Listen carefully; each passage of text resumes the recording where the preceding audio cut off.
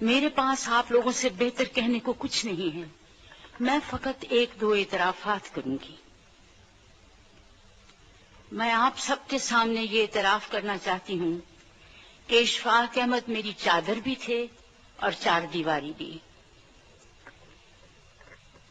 اشفاق احمد نے مجھے لوگوں کے مابین ہمیشہ اس طرح رکھا جیسے وہ حجاب ہوں.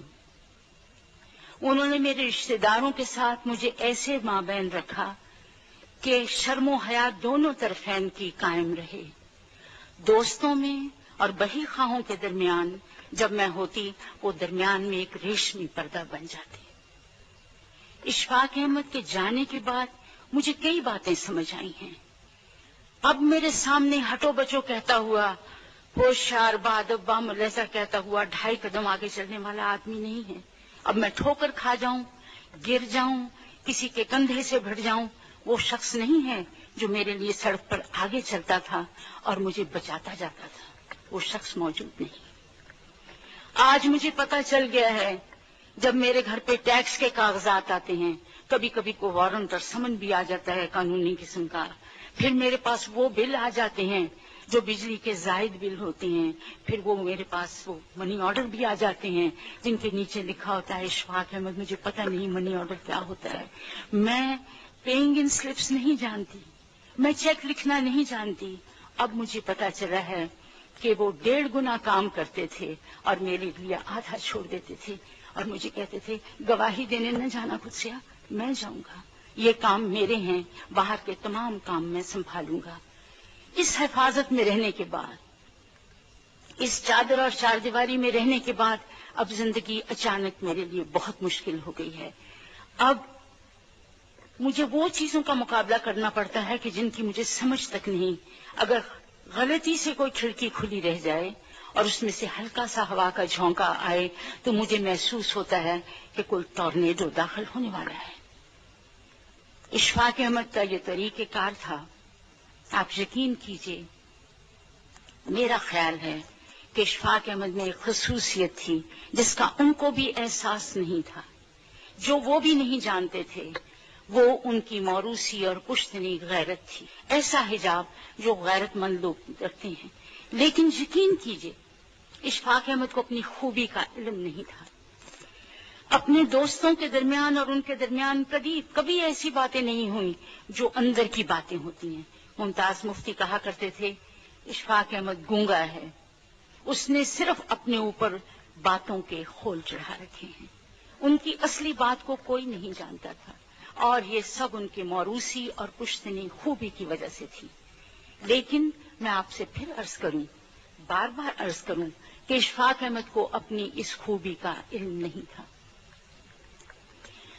ہر قوم میں اور ہر فرد میں ایک خوبی ایسی ہوتی ہے جس سے بہت سی اور خوبیاں پیدا ہو جاتی ہیں، جس سے بہت سی اور خرابیاں پیدا ہو جاتی ہیں، لیکن بنیادی طور پر خوبی ایک رہتی ہے. میں ایک معمولی سی مثال دوں گی، شاید آپ کو غلط ہی لگے. کبھی آپ نے سائیکل کا پہیہ دیکھا ہوگا، اس کے درمیان میں ایک ہب ہوتا ہے جس سے ساری اسپوکیں جڑی ہوئی ہوتی ہیں اور جس ہب کے زور پر وہ ساری اسپوکیں چلتی ہیں اور سائیکل کا پہیہ چلتا ہے. ایسے ہی فرد اور معاشرے میں ایک خوبی ایسی ہوتی ہے جس کی بنا پر وہ سارا معاشرہ اپنی خوبیوں کو، اپنی خرابیوں کو جانچ لیتا ہے. لیکن عجیب بات ہے، آپ لوگوں نے اپنے میں بھی آپ کا علم مجھ سے زیادہ، آپ کی بصیرت مجھ سے زیادہ، آپ کی اہمیت مجھ سے زیادہ. اس خوبی میں جب احساس پیدا ہو جاتا ہے، فخر پیدا ہو جاتا ہے کہ مجھ میں یہ خوبی ہے، اس میں تکبر کی چھینٹیں آنے لگ جاتے ہیں. جب آدمی اپنی خوبی پر نازاں ہونے لگتا ہے تو یقین کیجئے وہ نفع کے مقام سے گر کر نقصان دینا شروع کر دیتا ہے. میں نے انہیں جب بھی دیکھا، اپنے لیے انہوں نے کبھی دستے سوال بلند نہیں کیے، نہ انہوں نے کسی مانگا، نہ انہوں نے کسی سے کہا مجھے یہ ضرورت ہے. میں نے ان کو بارہا دیکھا کہ ان پہ اتنی تکلیفیں آئیں، لیکن اس کے ساتھ ہی اگر کبھی انہیں کوئی چھوٹی سی تکلیف کسی اور شخص کی ملی تو انہوں نے کاسہ گدائی اٹھا لیا اور باہر دفتروں کے باہر بیٹھے رہے کہ اس آدمی کا کام کرا دوں. لوگوں کا بھرم قائم کرنے کے لیے، ان کی عزت نفس رکھنے کے لیے انہوں نے سفارشیں کی، لوگوں کے گھر گئے، مانگا، بھیک مانگی، لیکن اپنے لیے انہوں نے دستے سوال کبھی بلند نہیں کیا۔ اگر آپ لوگوں نے غلطی سے کبھی سفر در سفر پڑھی ہو یا کبھی تلقین شاہ سنا ہو تو آپ جان جائیں گے کہ انہوں نے ہمیشہ اپنے آپ کو تختہ مشق بنایا، اپنے آپ کو مزاح کے مقام پر رکھا، اپنے آپ میں وہ برائیاں شامل تھیں، لیکن کسی اور شخص کو اسکیپ گوٹ نہیں کیا، کسی اور آدمی کے کمر میں مکہ مار کر نہیں کیا، تیری وجہ سے میری زندگی یوں ہوئی۔ بتائیے ایسے انسان کو کیا اپنی خوبی پر کبھی ہو سکتا تھا؟